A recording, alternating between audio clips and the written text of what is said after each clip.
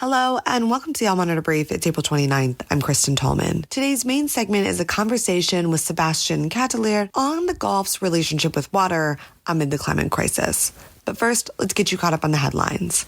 As garbage piles up and the heat rises in war-torn Gaza, flies and mosquitoes proliferate in crowded Rafah City, and life becomes even more grim for displaced people living in tents. The United States is nearly ready with a security package to offer Saudi Arabia if it normalizes relations with Israel, Secretary of State Anthony Blinken said Monday as he seeks incentives for Israel to support a Palestinian state. A Hamas delegation is due to arrive Monday in Egypt, where it will respond to Israel's latest proposal for a long-sought hostage release deal and truce in the Gaza Strip after almost 7 months of war.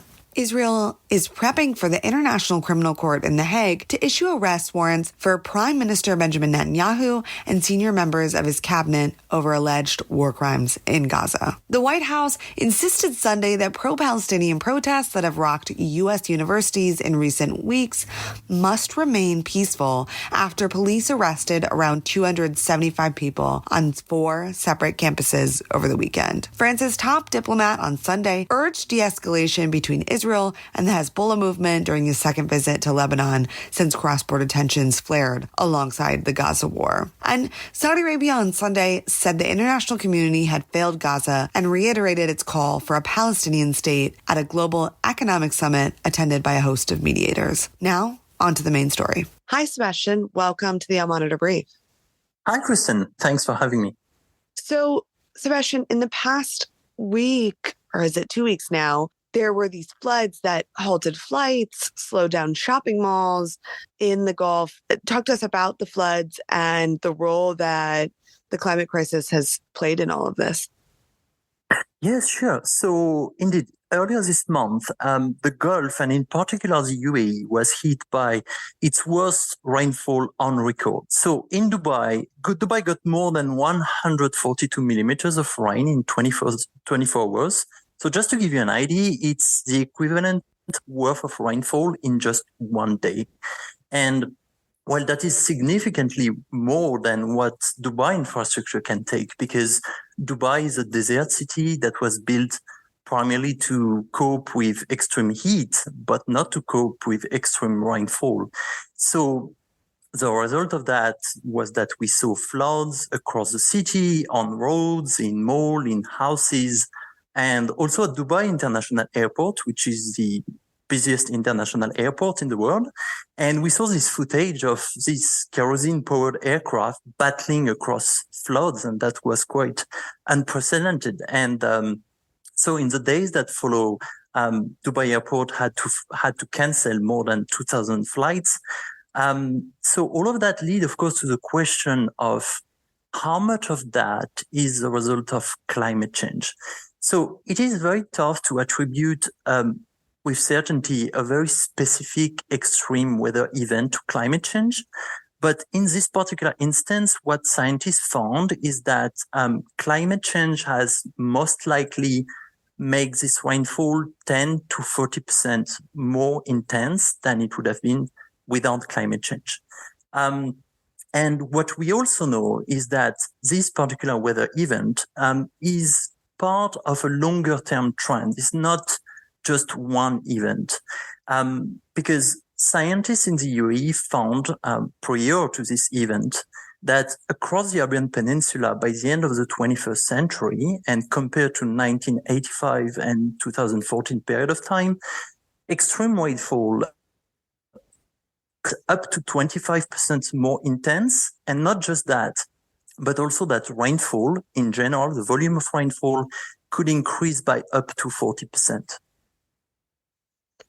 So, I mean, right, with the climate change crisis, these extreme weather events are heightened, intensified, and can really be quite catastrophic. You mentioned that Dubai was created as the desert city. I mean, and a lot of these cities in the Gulf struggle with water needs. What do some of these Gulf countries currently do to meet their water needs? And will this have to change in the future if there's difficulties with extreme climate events?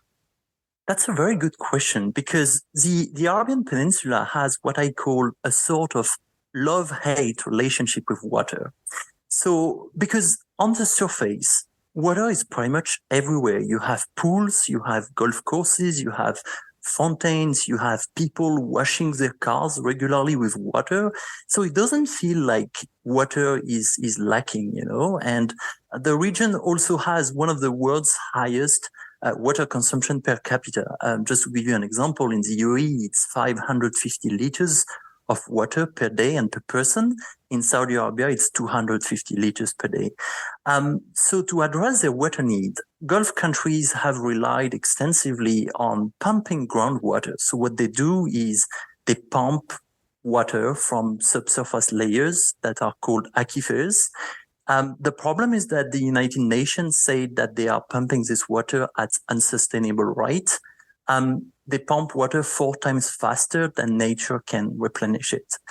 And so the consequence of that is that in 2019, I interviewed Alain Gachet. He's a French expert in aquifer and groundwater. And he bank account. And he told me, if you consume the fixed capital, sooner or later, you will go bankrupt. And so, because the region has no intention to go water bankrupt, they started to build desalination plants, which basically, nowadays, most household water needs are met by those plants. And it is a primary source of fresh water in Bahrain, in Qatar, and in Kuwait. But of course, that leads us to a question, which is what's next? How the region can handle this water question going forward. So it's very tricky because on one hand, of course, they can increase the pressure of groundwater, but as we saw earlier, that can lead to water bankruptcy. On the other hand, they could increase the capacities of desalination plants, but the problem is that they are powered by fossil fuels, which increase climate change or the effect of climate change. One last option could be to rethink the region's relation with water. Historically, the Gulf region never had this kind of relation with water is plentiful and is all around. Historically, Bedouins who used to live in the region approached water in a very different way. Water was a very precious resource. It was rare, and they would be very careful about that. So the Gulf region should go back to how it was centuries ago.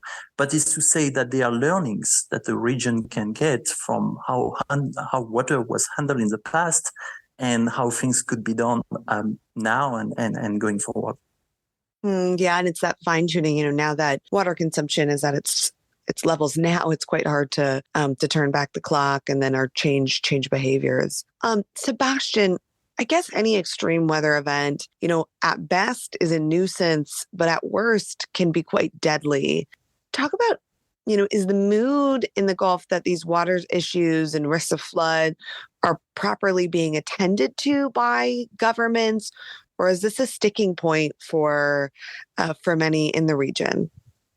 It is a very good question, but I think it goes beyond that. The handling of this particular weather event and whether people express discontent about that is really a short-term question, because the question here is not about one single event. It's about the big picture. It's about whether this particular event could be a wake-up call for the region to start to be serious about the fact that climate change and its implication for the daily life in the region are coming, and to reassess basically the exposure of Gulf countries to climate change risk, which goes far beyond rainfall.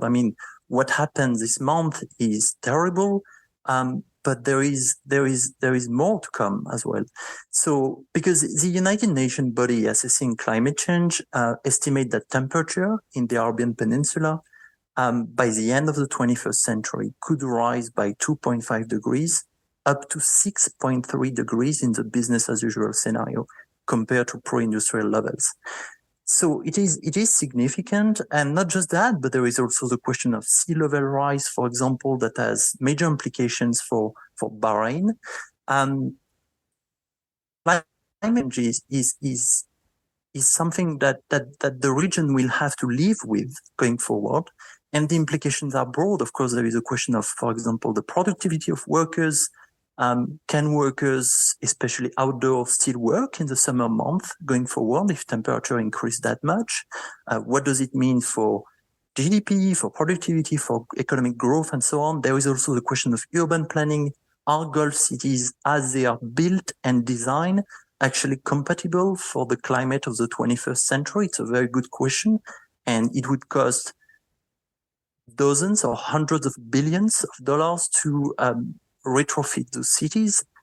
So I think the question for the region is really how the Arabian Peninsula will collectively accept the fact that climate change is coming with its implication, with the risk that it carries. But not only that, or the fact that a significant part of climate change is the result of combustion of fossil fuels that the region has exported toward the world for the past decades. Good point there with sort of this cycle and then but the contribution to that and getting to the place that we are at today. Sebastian, thank you so much for joining the Al Monitor Brief, and thanks for sharing your insights. You're welcome. That's it for today, April 29th. You can read all these stories and more at almonitor.com.